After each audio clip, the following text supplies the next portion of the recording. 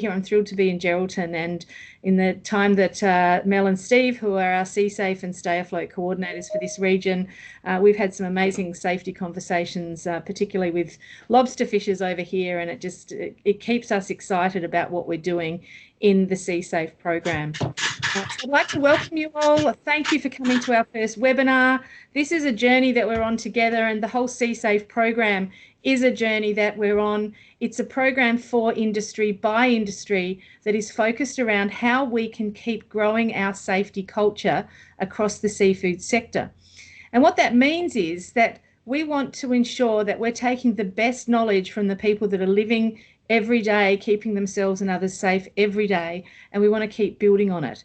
And the best people to help build on that are the experts, the people that have looked at ways that they can do things safely and still ensure great business results, people who've sadly been through difficult experiences and incidents and accidents and learnt from them, and people that listen to one another who perhaps do different things to each other, but by listening to something in a slightly different context, it can help you come up with great ideas.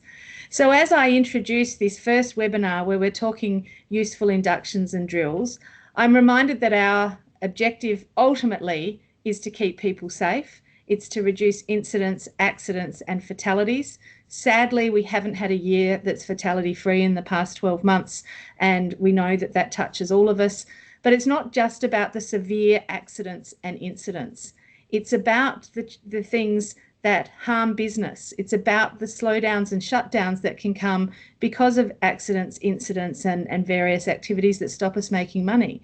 It's about the little things that happen that can change our quality of life. And I know when we did the original research, the Sustainable Fishing Families research back in 2017, there was a really high rate of particularly commercial fishers in this instance who were in constant pain because of lifelong repetitive strain, back, working at heights and other musculoskeletal injuries. So this is talking across the whole gambit of not just how do we prevent the catastrophic stuff, but how do we keep our people well through our safety activities.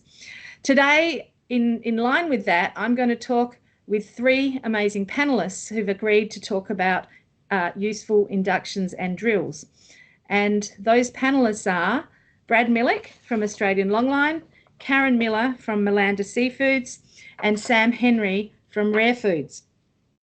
We're going to be talking about their stories and experiences, and I've briefed them to share what they think matters to their colleagues in industry on the topic of drills and inductions of their people, and to have a particular focus on the practicalities, the learnings, and how they do these things within the really broad range of competing priorities that they have in running their businesses. I've asked them to talk about what they've learnt through traditional means and through incidents and near misses, what they wish they'd known sooner, how they carry out inductions and drills, any tips and tools that they have to make things easier or more effective, and how they fit them into their everyday business as usual, and any ideas that they've got for making inductions and drills easier. They're each going to talk to us for 10 minutes. I'd really encourage you all to open the chat box on your Teams screens, which will probably be in the top area, and pop any questions you've got in the chat. We will be collecting those questions and we will pose them back to our panellists at the end, or if it's appropriate during their talk, but we may save most of them to the end so that we don't completely run over time. We'll work through those questions, and then at the end I'll put up a quick poll. As I said, it's for industry by industry. This is our first webinar. We might not get it quite right, and the only way we can get it right is by listening to our industry and listening to all of our colleagues and saying, hey, how was that? What did we do well? What could we do better? What would you like us to talk about next time? Because everything about what we're doing is trying to bring you all together to share your great ideas. So without further ado, I'm going to throw over to Brad, and thank you, Brad, for joining us to talk about safety culture and behaviours at Australian Longline. Thanks, Joe. Can everyone hear me okay? Yep. So just to start with, I don't have a massive prepared list for 10 minutes, and I'm hoping I'll get lots of questions at some point, but some background, there's a couple of photos there of our operation. We have two 60-metre regulated Australian vessels, so they're not domestic commercial vessels, but they're international travelling vessels. One of them's 1,500 gross tons and the other one's 2,500 gross tons. Both of them are factory vessels, and we're demersal longline targeting toothfish in the Antarctic and the sub-Antarctic. So it's quite a different operation to most that people do, and we are a lot further at sea. We need the guys on board the boat to be very schooled up on safety. We can't micromanage them. So just my position, I started with the company in 2021. Prior to that, I was working with AFMA, or the Commonwealth Fisheries Management Authority, South Australian Fisheries, and I was in AMSA with the Australian Maritime Safety Authority for a while, before moving to Tassie in 2021. And I also bought a farm. So more recently, I've gone part-time. I work 3 days a week and work on a farm just a couple of days a week, which is quite a nice change and break. So my role is really doing the health and safety. I do the science, the business risk management, and also insurances. And outside of this, I'm more than happy if anyone ever wants to talk to me at any time around anything to do with health and safety or my experience. So more than happy to talk. So in our operation, the first thing we do is crew need to be trained. Now, there's been a lot of talk recently around qualifications, general purpose hands, that kind of stuff for the domestic space. We've always had that. We've always had a crew to have a certificate of safety training, which is under STCW. So that's a minimum requirement for us before someone goes on board. And then when they get on board on a day, we have a first day induction. It's kind of the come on the boat. And that's all the things, if you were to put yourself in the shoes of a new person on board a vessel, what would you want to know? And that's probably the best way to think about it. So it includes simple things like where are the toilets? Where can you go have a smoke? How to move around the vessel, where the galley is. But it goes through obviously a lot more than that, moving up and down stairwells and the requirement to have 3 points of contact because we have a lot of people fall downstairs at sea. So real simple things. Understanding your employment contract, what the different alarms are on a vessel. You go through who the medic is on the vessel if someone wants to injure themselves, how to report an incident and what are the rules around that, to probably the more important stuff from my perspective is around confined space rules and working at heights and where stored energy is and manual handling rules. So this is our day one. They get an introduction to the vessel. Once the vessel goes to sea, before we get to our next stop, we have to basically, I've got a suite of videos I make them watch, they're the Sea Safe videos. Some people say they got hard to stay awake sometimes, but this is, there's some great information in those videos. So we play 23 of the Sea Safe videos for our crew before they get to fishing grounds. And I also have a 15-minute confined space video I make them watch, which to be honest is a rip off YouTube.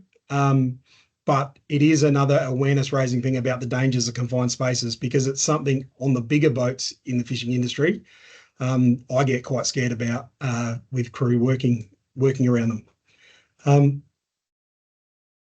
So also on the way to sea, we have to do drills. Now our drills are more legislated, I suppose, than what they are in the DCV space. You do have some, but we have more. So we have monthly muster, like this is, I'll read out a list of our drills that we've got: muster station, fire, person overboard, launching rescue boat, collision, grounding, capsize, flooding, damage control, abandoned ship into a life raft, medical emergency, entering and rescue from an enclosed or hazardous space, emergency steering, pollution control, hazardous spill. So, we've got a lot of emergency procedures we do, but the simple thing is when we do the drills, we join them all together. So if you're doing a drill, you might say it's a collision with an iceberg, and then everyone has to go to the muster station, and that flooding starts in one of the compartments from the damage, and someone was injured. So then there's a rescue from an enclosed space and a medical. You get what I mean? So it's always doing those drills and making sure they're different every time. So you're not just doing the same thing. And I reflect on this. One of the things I learned early on was when when I was working in some other industries, when you go and do drills properly, it's amazing what you find. If you just think, yeah, she'll be right, we just do this and we just do that, and you talk about it and you don't actually do the drill, you may be in trouble sometimes. So more recently, our regular drills, we sorry, Joe, all your messages are popping up in me. Am I meant to be reading them? Sorry, they're for everyone but you at this point, Brad. But I'm glad you're about to give us an example of one of those drills. It was what was on my mind. So recently we had confined space, basically a confined space rescue drill, and we do this every 6 months. And we did it more recently, like we did it about 2 months apart on one trip because the boat had been tied up for a little while. And when we did, we found out the contractors have been on board the boat doing a job, and they'd actually enclosed the winching point for the rescue, and they'd enclosed it into the bulkhead. So we actually had nowhere to connect the winch to complete a rescue. So a real simple thing that a contractor's come on, done a job, and whoever's managed that job hasn't noticed that the contractors have actually enclosed the winching point for the chain block basically in the bulkhead. Another one I've seen is where strops have been stored on a vessel and they basically blocked exhaust vents on the exhaust stack from being closed. So in an emergency, there's basically fishing gear and gear that's just been put on the boat somewhere, and it's blocked the ability to close that vent. So if you had a fire in the engine room, you actually couldn't shut the oxygen off because the vent couldn't be closed. So they're two simple examples where if you're not actually going and doing your drills properly, you could find that you might be in trouble. So a big recommendation is making sure the drills are done properly and fairly regularly. And Brad, can I just jump in there and just reinforce that, those things are probably things that are unlikely to happen. They don't happen all the time. They're not guaranteed to happen, but it might just be that one person on this call goes and checks that, or that it spurs an idea for someone about checking something else similar. So it's really important as we attend and join these conversations that we go, yeah, look, not everything's going to be relevant to everyone on the call, but someone here might just take those tips and it could save something significant or catastrophic. So thanks for those practical examples. I was also going to add, Joe, that's you just raised a point that I've actually got to mention, is when we put safety systems in place and we do risk assessments, you may not get everything. It's a living document for a reason. It's about you improving and learning over time, and you only know what you know. And without listening to everyone else that comes on board the vessel, without, you have new people come on board, ask them what they think, listen to what they think. I reflect on my time being a crew member and just being told, this is how you do it and don't ask any questions. And you could have had so many better ideas come on board that boat and go away again. But because the skipper at the time wouldn't listen or didn't want to hear any other options or ways of doing things, we never improved. And, I suppose that's one of my biggest takeaways. And in thinking about when serious accidents happen, and from my experience, you hear of the Swiss cheese model. It is so true. You may have one accident happen. If you're doing all your safety stuff properly, it's one part doesn't work, but the other controls kick in and actually stop that accident happening. It's when you're not doing all the things you can do and you have the Swiss cheese hole align, and that's when it turns into a serious accident. So by putting all those other little things in place, you actually are going to be much better off. Fantastic. Brad, you may have some more, but there's a couple of quick questions that have popped up in the chat. Gary's actually put a suggestion in saying we should ensure that roles are swapped where possible when we do drills, and someone else, what's the drill frequency? So can you maybe talk to us about what are the biggest two drills that you wouldn't go without? How often do you do them, and do you swap those roles around when you do them? Yes, we do, and obviously we've got about 23 people on our boat at any one trip, so drills can be complicated. I've got written here the drill frequency. So 4 of them: muster stations, fire, person overboard, and abandoned ship. They're done monthly. Collision, grounding, capsize, flooding, damage control, and medical emergency are done 6 monthly. The rescue from an enclosed space is done every 2nd month, emergency steering every 3rd month, and pollution control and hazardous spill is done annually. So they're quite different. Some of them are regulated timeframes. But the other thing I've done is I've gone over the top of that with saying, what do I think are realistically the ones that are more likely to pop up for us? For example, we do 3 trips a year on each boat. One of our trips is into the Antarctic, and at the moment they're fishing right alongside East Antarctica. So they're probably 700 k's from the coast of Antarctica. They're fishing in 50 knots of weather, and they're hauling the gear still. They're still fishing because we've got a moon pool on that boat and we can. But the skipper reckons he's got 4 people on watch at the moment because there's that many icebergs around. It's hard to control a big boat and 50 knots of wind when you need to be really maneuverable. So, it is something that you need to train everyone in all of those drills. I mean, there's no reason why it couldn't be the skipper that falls overboard if someone falls overboard. If you got your rescue team, we have a confined space rescue team on board the boat. If one of those people were to be the people that was lost in the thing, you need to have your trained rescue team and observer still with qualifications. So just thinking through, one of the things I did when I started here is I put a qualification matrix in place. So I said, we need this many crane tickets, this many confined space tickets, this many, and it just went through the whole gamut of work health and safety qualifications. So everyone was clear on how many qualifications we needed to have on board the vessel each time we went to sea. Does that answer the question on the drills, though, the timeframes? And I wonder, and I may be stretching the friendship a little here. I think I'm okay to ask this question given our previous conversations. When you were reading out those drills that you talked about, I wonder whether there'd be some value for others in us just distributing an A4 list to the group that have attended here on what drills you're doing, so that they can check in and see if there's anything in there that they'd like to give consideration to. Would you be happy to share? Look, that's just a cut and paste out of our safety management system. I'm more than happy to give someone that.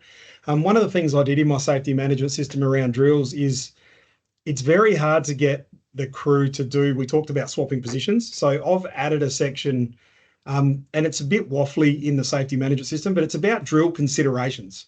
So when the crew go to do, or the vessel goes to do drills, there's things in there that I say they have to consider. What did they do last time and what might they be able to change up this time when they do the drill?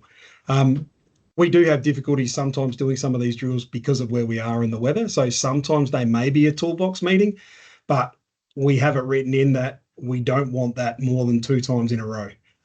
So, they have to physically do drills. It's important that they are physical drills. But yeah, more than happy to send them through to you, Joe. And interesting you say you do them monthly. I wonder whether there is anyone thinking, is that a bit of overkill? But the reality is if you schedule them for more often than you perhaps desperately need, then you give yourself a bit of wiggle room for those days when something goes wrong. James Moriarty's asked a question in here that followed on from WA, who asked the question, when you have the crew complete their training or induction videos, how do you know that they've actually learned what they need to know? Do you want to give an answer to that before I go to James's answer, and then I'll come to you, Greg? Yeah, James, how are you? I suppose, well, it's one of those things that, some of the training you do is about making them learn. Some of the training you do is making sure they've got an awareness of the risks. And the training for our CSAFE videos, that's an additional thing we added in the last couple of years. And to be honest, it was never about teaching them in a job. It was about awareness of risks. And one thing I've been very clear on with my crew is I want them to understand risk assessment processes, because when you actually understand the risk assessment process, I think the whole thing starts to fit together makes a lot more sense to the individual when they're looking at it from the outside. Instead of being told what to do each day, they come to work and they can see why we have these things in place. So probably the best answer is it's an awareness thing. They sit through it. I've been told that sometimes you got to kick guys to stay awake. But I expect my also officers on board the boat, if they think the crew aren't watching it, I've told them they've got to make the crew watch it again. So, and we have 12 days. We have a 12-day steam down to our fishing grounds most of the time. So we've got the time to do that. So I hope that answers. But absolutely. Look, Yeah. that's fantastic. And James, thanks for sharing. I know the amazing work that you've done with quality systems and safety systems in your business. And I'll round back on this some more once everybody's spoken. The learning management system that has question and answer intervals, the version of CSAFE training modules we have available for anyone that's interested. We can provide just the videos, but we can also provide the version that's got the e-learning question check-ins along the way to check people's knowledge. So, and Greg, I'm also going to hold your question until the end because I think that it's a question that's relevant to all three of our panelists, if that's okay with you. Misha has asked, and I'll make this the last question for you, Brad, before we move on.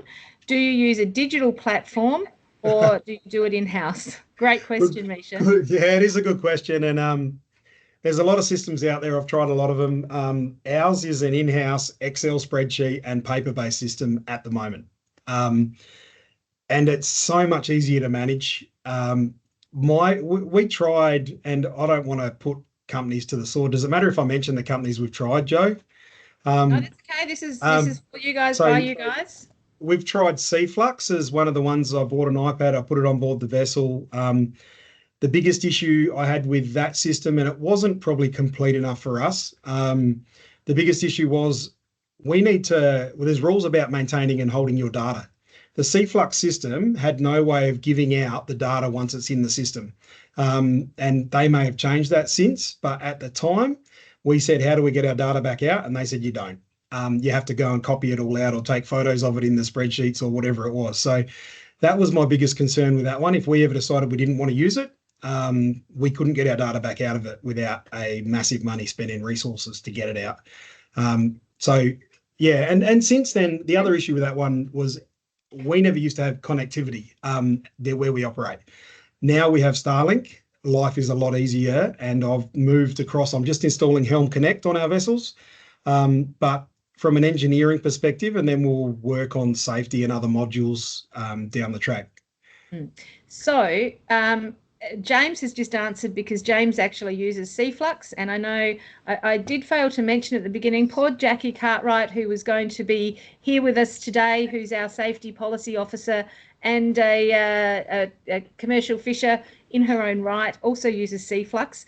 It is a program that lots of people use and use well, and James has said you can now download all the data on CSV format in Seaflux. Very quickly on that, two things. In 2 months, we have a whole webinar dedicated to digital safety management systems, and Steve McMahon, who's online, and Mel Edwards, who are online today, have actually carried out a comparison check on a number of online digital safety management systems. So the key there is a couple of things from my perspective. One is you need to check, if you're going digital, you need to use the system that makes business and life easier for you in your context. There's plenty of information out there about what and how you can do that, and we can talk some more about it later. Steve and Mel have prepared a comparison. Again, they'll pop a link to it in the chat, and I think it's also on the CSAFE website that you can download. So Brad, I'm going to keep moving on. I know we're going to hear from you again. Thank you so much for that, and judging by the questions, there's some real interest in what you've had to share. I'm now going to introduce the fabulous Karen Miller, who's been a part of the CSAFE program on advisory and steering committees since we started, and has a really interesting background from ocean to plate, pretty much. So if I just share my screen now and get the right one up, we can see some of Karen's vessels. And over to you, Karen. Thank you for joining us. Thanks. So yeah, I've been in the commercial industry alongside my partner, Mark Gray, for about 27 years now. So that's only half of the vessels that we've owned in that time.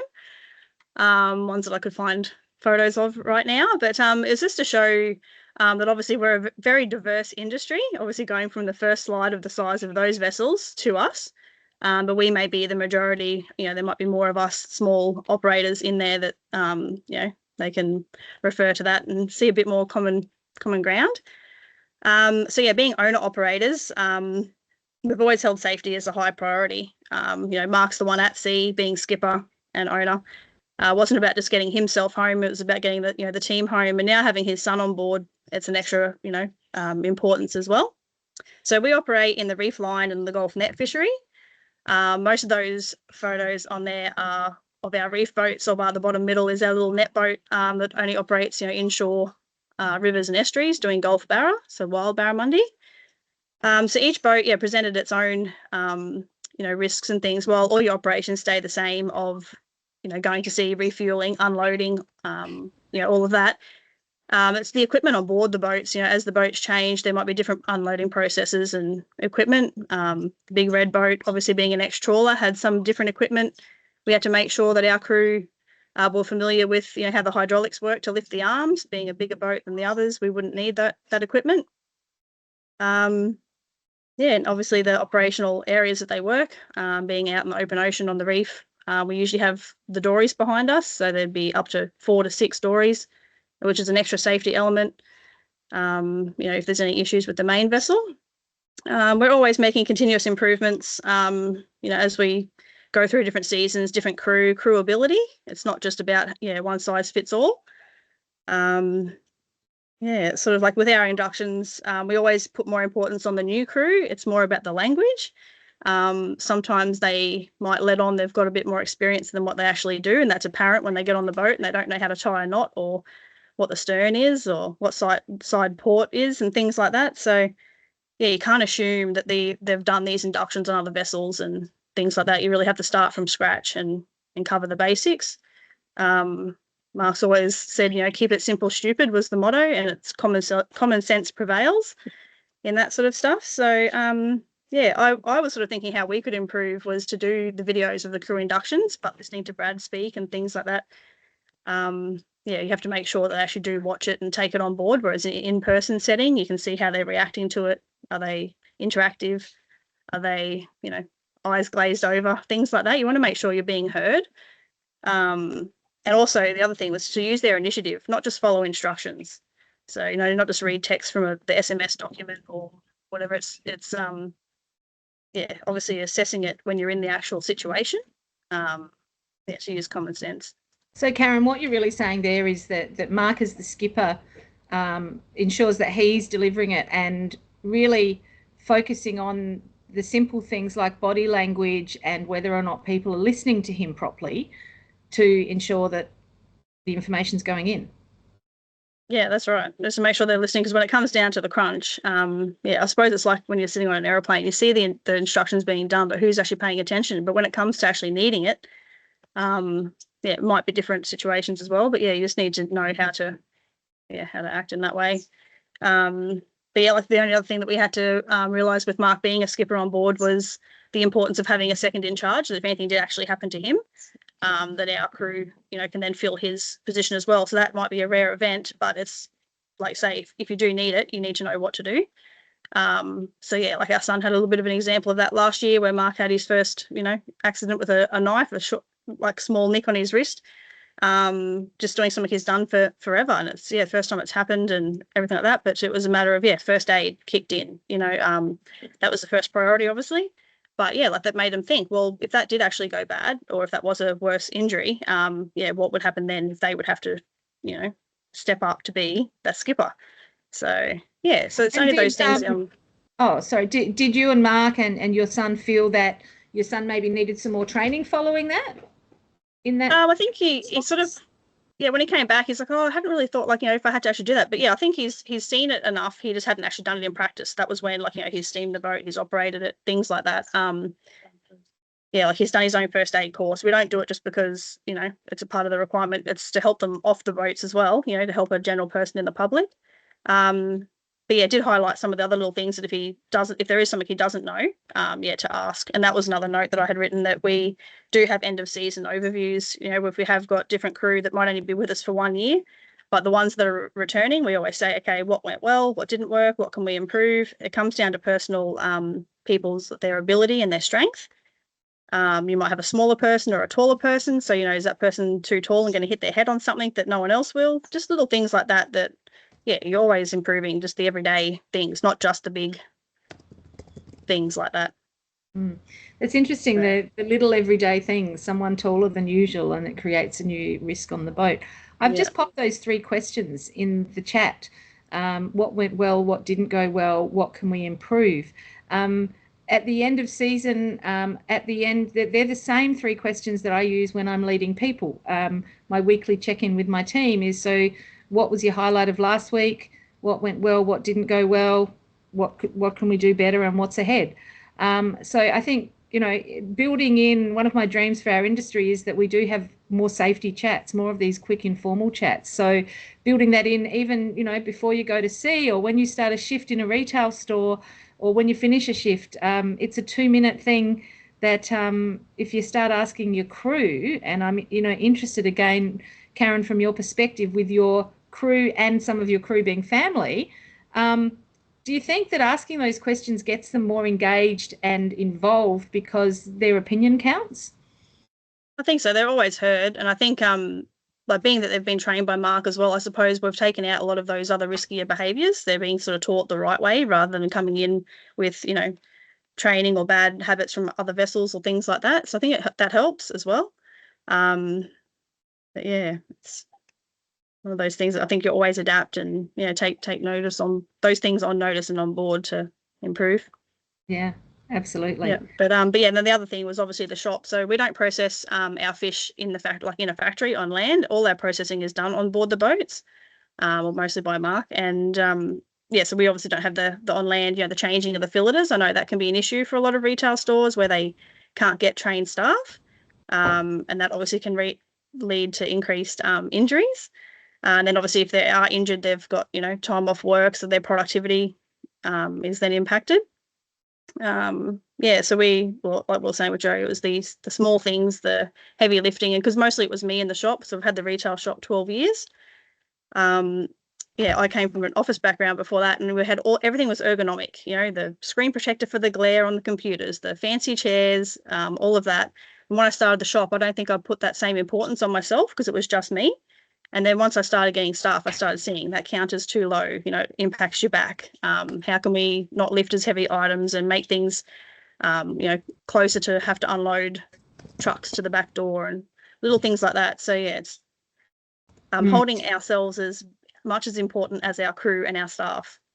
Isn't it interesting? You just threw a picture just came to mind of Karen sort of working and putting up with a bit of a bad back or some chronic pain due to, and we tend to say, well, it's just the job, it's just what I have to do. Imagine a world where a retail staff member then has a workers' comp claim because the same activity caused them back pain, and you're thinking to yourself, now, why didn't I notice it? Why didn't I notice it with myself? Because if I'd have noticed it with myself, I would have avoided a work cover claim. So, there's lots of good reasons for us to look after, and particularly in all roles, what am I doing that I could get hurt so that I can then keep other people safe because I know this job better than anybody else. Yeah, exactly. What other risks are there in retail? So you've sort of talked about bending and lifting. Yeah, well, like I say, the slips, the wet floors, the trips, the falls, just, repetitive heavy lifting. But yeah, like we don't operate a forklift or cold rooms. Obviously, we're outsourcing with that. We have delivery truck drivers, so they'd all have their own, processes that they have to follow. Yeah, making sure general public are safe as well, that there's no cords or anything to trip over. We've made our shop layout, obviously it has to be suitable for wheelchairs, but we do have quite a few customers that are regulars that have different types of equipment in their mobility machines. So yeah, we make sure that they can get in and out, that there's no issues. We're only a very small shop, so it's obviously a layout issue.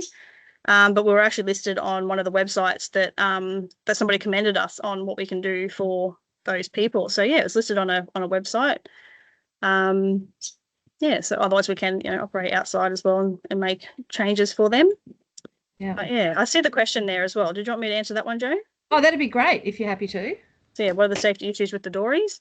So obviously Sorry, yeah, we didn't know if it was a silly question, but we thought we might as well just ask.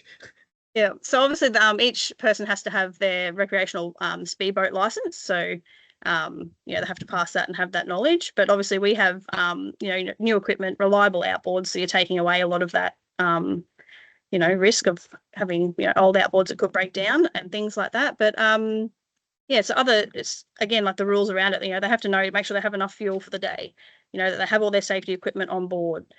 We have like a register of all the EPIRBs. Each dory has its own safety gear EPIRB. It's registered. We know who's in that vessel. So if anything was to happen, we know who it is. Obviously, we also have radios to help with that, so they can radio our other dorymen.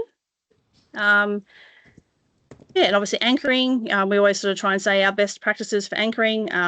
Mark has to just gone to a Minn Kota for himself when he's doing a small trip. He's always used a buoy, which is a better anchoring system, makes it a bit easier to lift, things like that. Yeah, and just avoid the rough weather, really, like not to work the unsafe weather, and just have rules like, they know when they have to go out, what time they're due back, about vessels moving. We have the alcohol and drug policy that they sign. That's very important to us. And our crew.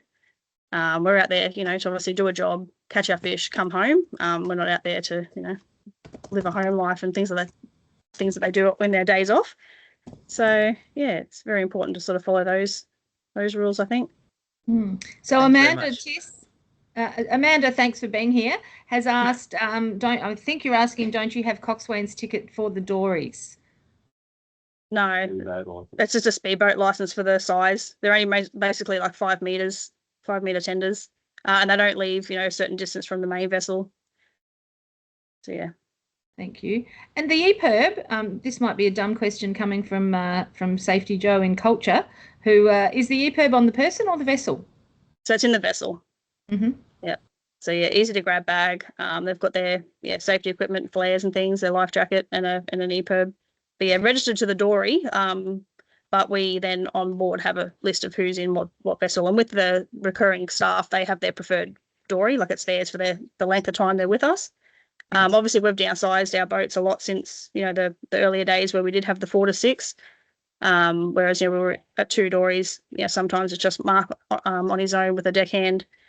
Things like that. So, and then even with the last boat that was in that previous slide, we can operate that without dories. So Mark and I did a fishing trip I think it was in November, and yeah, it's just us on there. I think that was probably the first time I've actually stopped to think about we didn't have a dory behind us, as that extra layer of safety to, not that I'd want to be in the water and swimming to it or anything, but yeah, it makes you realise you have to rely on your float-free EPIRB, your life raft, that's serviced every 2 years.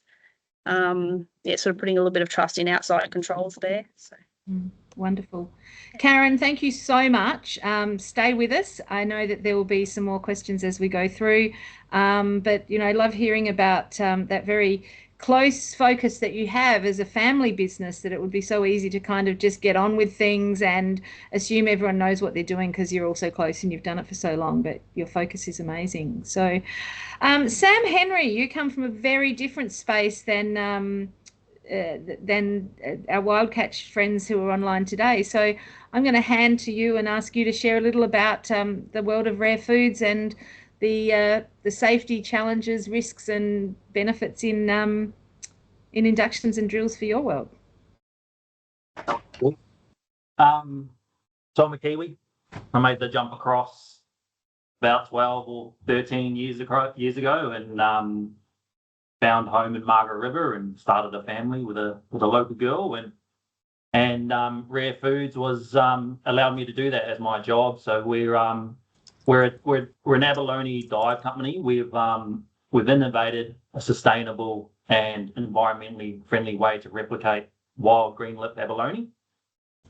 And in the past 12 months, we've become winemakers as well, where we are using the ocean and the environment that we're in to make our own wine, subsea estates, and so we're starting to diverse as well.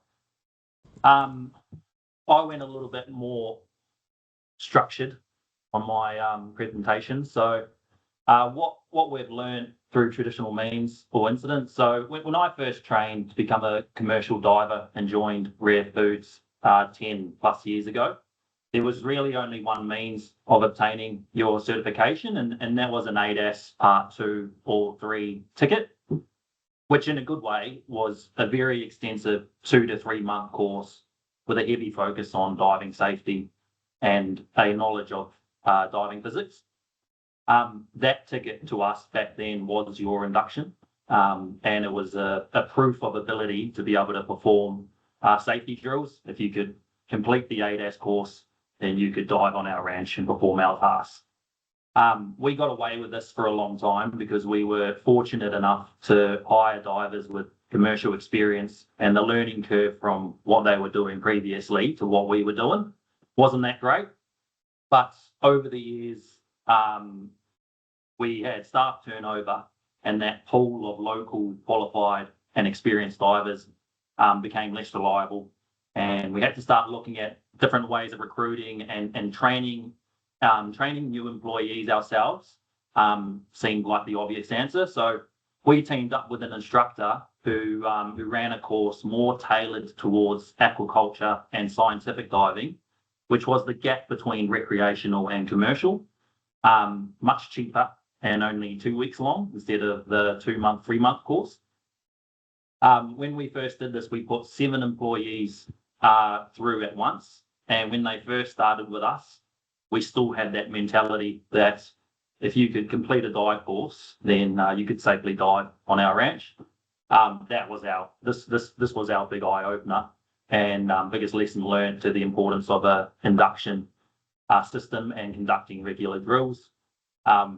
Ocean conditions, diving, young men, it was kind of the perfect storm for an incident to rise. And we quickly realised that no one else was going to ensure their safety. And if we didn't all agree on a method to induct and train them, we couldn't ensure that they would return home safely each day. We had daily incidents with this new team, and a lot of it boiled down to a lack of confidence from them and a lack of structure from ourselves. So a good safety system is never really complete. It's always undergoing audits, reviews, and improvements. And if you haven't got the structure, then you can't really measure from your improvements from it, and you're constantly sort of making it up as you go. So we designed our induction system in-house, taking into account that it needs to suit not only the experienced ADAS diver, but the young kid who has no work or diving experience.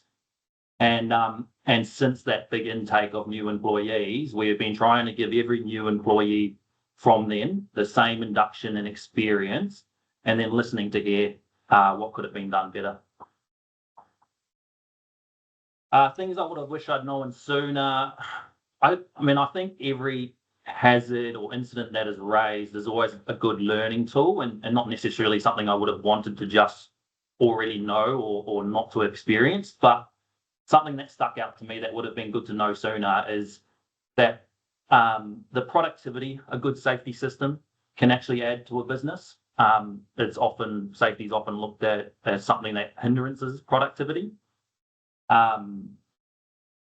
So not only were we dealing with constant incidences, but our supervisor or leadership team, they were starting to stress because of the accountability and the duty of care that they had for their team. So we reviewed everything to make sure it was all safe for all. And in terms of our inductions, our employees became confident quicker in the water. And we were able to focus on efficiency sooner.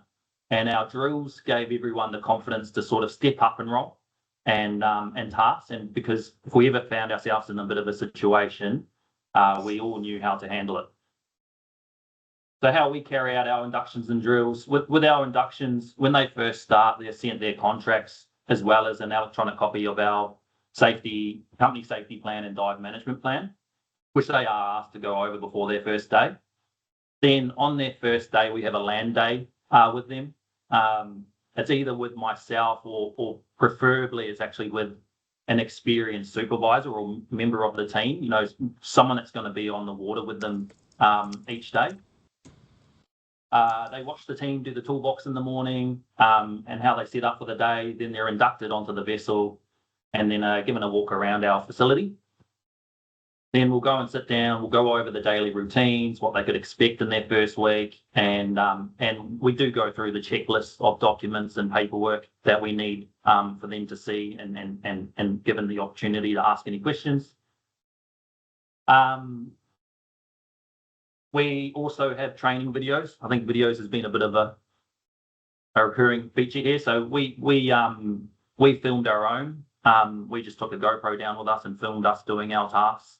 And yes, it's been like a great tool for us with good feedback from the employees. Then day 2 for them is sort of familiarisation with the vessel, deck duties and dive equipment. So we also conduct drills with the new employee and always allow enough time in the day to make sure that they're happy before moving on to the next one. And this is more of a, put the equipment on, go down to depth and have a swim around and make sure that everything's feeling all right before you're thrown into the big rush of, targets and expectations. Day 3 to 5 is task familiarisation. So buddy diving only with an experienced diver and essentially being shown how to do the task safely. In terms of our drills, diving drills are always completed on your first day on the water and then every 6 months after. We always debrief after drills, compare notes between the different vessels that we have and team members, and always tabling any suggestions from the crew of how they could be performed better in the future. We focus on 3 main diving drills. We have our standby or rescue drill, which is essentially a diver is unwell or trapped underwater, and are we in a position where a rescue diver can get to that diver safely and retrieve them? We have an out of air drill, which is probably the most recurring, which, if you have any dramas or issues with the air, are you comfortable in knowing how to go to your backup? And as the supervisor or panel operator, are confident in how to switch you to emergency. And the most exciting one we do is the shark sighting drill. So if a diver spots a shark or the members on top, if they spot a shark, what are we going to do to retrieve the diver safely? I love it. An exciting drill. Who thought drills could be exciting? I love that. Exactly. Yeah. How do you go retaining these staff that you train up under the new approach? Oh, it's an uphill battle. We're remote. We're aquaculture in quite a booming construction industry. We're seen as commercial divers, and aquaculture never really holds its own against some of the construction jobs and so on and so forth. So we almost accept we're going to have about 30% turnover a year, and rather than the way we've adapted as well, if we're expecting that, then how can we get our new guys up to speed quicker? And tailoring our induction system, that is one way to do that. The average tenure for any employee in Australia is about 2 years. So when you look at saying we get 30% turnover, it's not far from the norm, and it's a figure that we unfortunately all need to be planning for. Is turning over anywhere from 30 to 50 of our staff every year or two. Yeah, Sam, the question, I guess, was really around, when you really, I guess, put the effort into ensuring that there was quite a rigorous sort of induction process. I didn't know if maybe that meant that perhaps you did retain more of your crew, because perhaps sometimes people that had only done like recreational diving, they might do a little bit and then go, if the induction process wasn't very thorough, they might, you might lose them really quickly because they're like, oh, this is too dangerous, or, this isn't for me. I thought perhaps you might have seen, with that additional training, perhaps you did retain a few more than before, but it was just a query, really. Yeah, I think there is some truth to that, because like I said, that first example I used with the 7 new employees and no induction plan or structure that we had, we did almost all of them moved on about a year or so later. So that is a lot higher than 5%. And then, but since bringing in our induction system and our safety systems, it has become 30. But I wouldn't say that as keeping staff. We still get turnover, but what we're learning is when we do get a new employee, that how do we bring them up to speed, efficiently, and then and safely, of course. Thanks very much. Yeah. We also have vessel drills that we go over as a team, but in more of a discussion-like format. Our working environment, the likeliness of vessel emergencies compared to diving emergencies is less likely. So this is something as well we revisit every 6 months, but more in a sense that we make sure that all our safety equipment's on board. We're all aware of what we're doing. We haven't necessarily conducted vessel drills as such, but we do go over them as a team and to say that we've done them. And then we have company-wide drills, which includes everyone. This follows a drill right from the beginning up to the CEO being informed and being instructed on next steps. Bit more of a practice at our company communication, but it is also a good opportunity for our dive team to see what would happen after the diver has been retrieved versus sort of ending it once the diver's back at the boat and well. So, yeah, which is a good one. It sort of brings everyone in. We sit down as a management team at the end of that day, not just the dive team, but all departments sit down and debrief and break down the whole company-wide drill that we would perform. Tips and tools to make more effective or easier.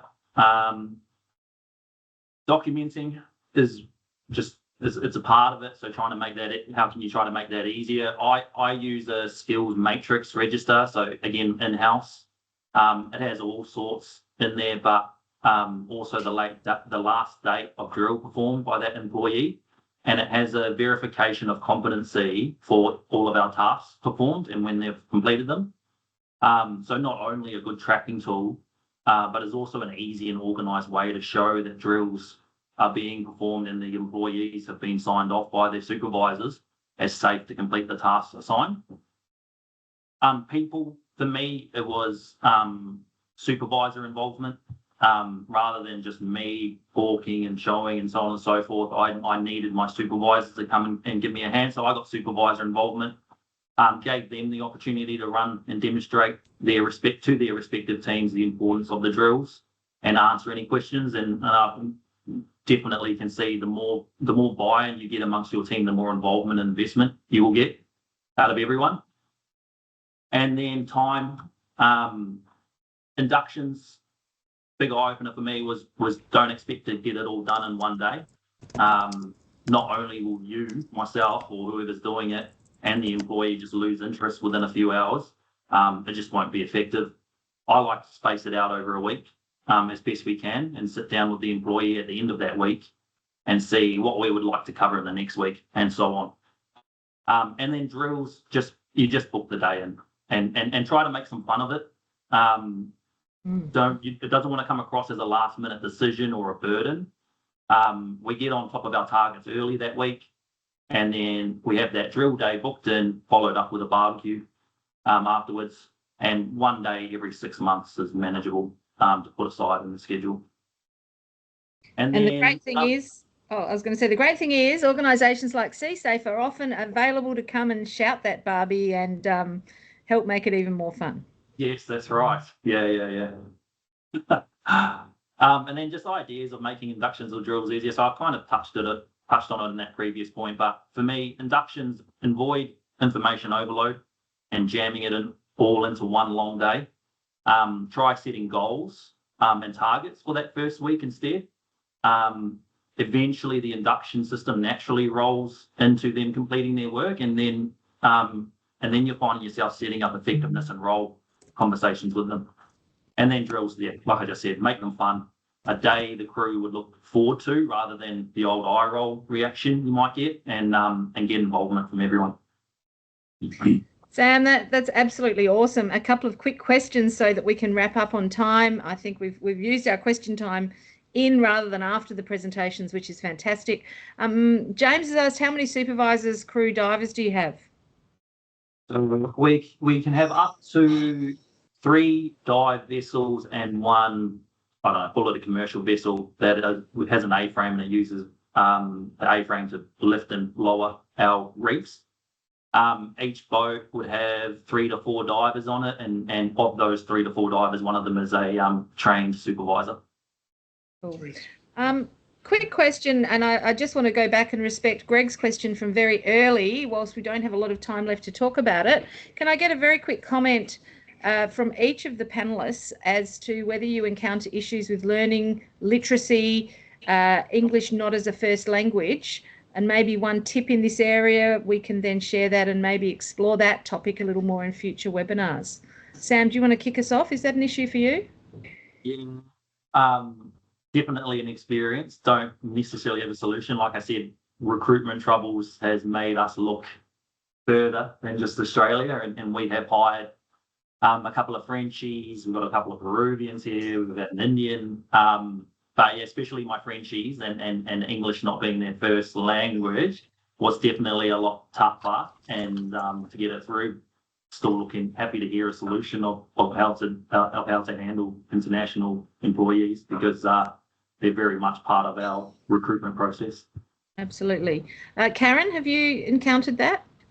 No, most of our crew are Australian or locals, so it's not so much the language barrier. It's more so probably like the tech issues, why we hadn't really looked at the bigger apps like Seaflux. So they don't need their own equipment and rather than using ours, and what was just the paper based. Yeah. But yeah, more in person, I suppose, inductions. Cool. And very quickly, Brad, I'm sure you have some experience. Yeah, we have things from our local crew having literacy problems to having Indonesians and Filipinos on the vessels at times. So we've converted all our SOPs. And I suppose the point is you can't highlight induction and drills in isolation of the whole system. You've got to think of a whole safety system when you talk through some of these things, because they all relate. But we've converted our SOPs, and we're in the process of considering converting our whole safety management system, which is 200 something pages, into Indonesian as well. But we've already done that for the SOPs. But I think it's also about training in not just paper-based, but you train, you show someone, you talk to them, you let them read about it. You know, our SOPs are competency-based. You have to be able to show that you can do it. So we have an awareness when you first get on the boat of an SOP, so you know what it's about. So you don't go and do it without being trained in it. But then we also have, you get to be signed off as competent once you can prove that you can do it competently. So, and our senior officers actually control that process. I think in wrapping up, ask me, thanks Amanda, ask me what I think, show me how to do it, don't tell me, I think are really good responses. Team, I have to wrap up on time. There's please open the chat. There's a very short poll questionnaire at the end. We really want your feedback so we can make this meaningful. We'll take on board a whole lot of the feedback. We'll send a summary and a copy of the link to the video. Special huge thanks to our 3 panellists, to Sarah from Seafood Industry Australia for helping us make it happen, everyone for attending, and of course our funders for CSAFE, FRDC and AMSA are really supportive of these open, story-based, experience-based conversations. So I hope to see you all in the next one and the ones beyond that. Please, as I said, take a moment to fill out the feedback, and let's all stay in touch and stay safe. Thanks, Joe.